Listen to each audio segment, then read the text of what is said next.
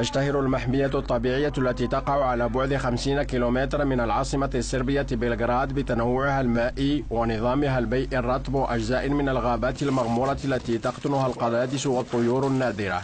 ولكن من الآن فصاعدا سترتكز شهرتها على الجبن الحمير الذي يبدو أنه أغلى جبن في العالم.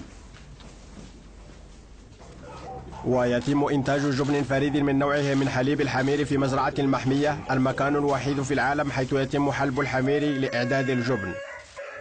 حليب الحمير صحي جدا ويحتوي على 60 ضعفا من فيتامين سي بالمقارنة مع حليب البقر، ولكن حمارة واحدة لا تستطيع إعطاء سوى 2 ديسيلتر من الحليب يوميا، ويبلغ سعر اللتر الواحد من حليب الحمير حوالي 40 يورو.